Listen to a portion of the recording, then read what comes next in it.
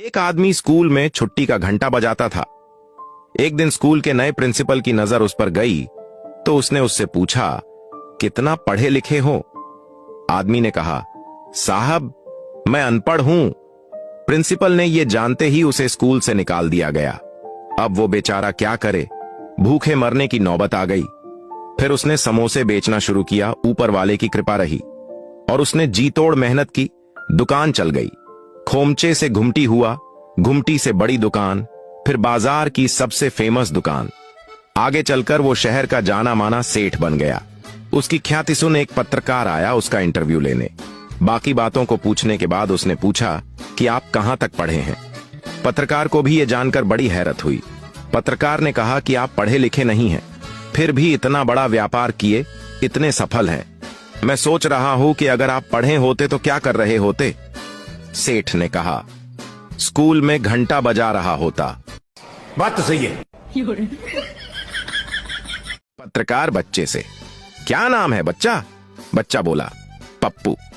पत्रकार, अच्छा कौन सी क्लास में पढ़ते हो? बच्चा, हमने पढ़ाई छोड़ दी है पत्रकार जी।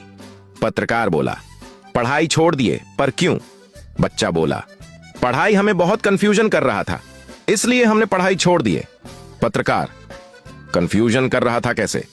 बच्चा बोला, अरे हां पत्रकार जी, अब तुम ही बताऊं, नागपुर से मुंबई 770 किलोमीटर दूर है, तो मुंबई से नागपुर कितना दूर होगा?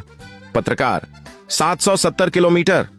बच्चा, बिल्कुल सही है। जब नागपुर से मुंबई 770 किलोमीटर है और उसके उल्टा मुंबई से नागपुर भी 770 किलोमीटर है, तो अब तुम ही बताओ, संडे से मंडे एक ही दिन दूर है, तो मंडे से संडे 6 दिन दूर कैसे हो गया?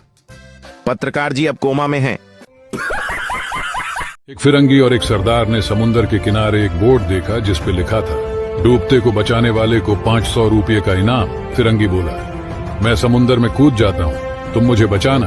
इस तरह 500 रुपये मिलेंगे, हम आधा आधा बांट लेंगे। ये कहकर फिरंगी ने जंप लगा दी। सरदार जी खामोशी से देखते रहे। फिरंगी ने चिल्लाकर कहा, मुझे तैरना नहीं आता, तुम मुझे बचाते क्यों नहीं? सरदार बोला, तुमने बोर्ड के नीचे नहीं पढ़ा?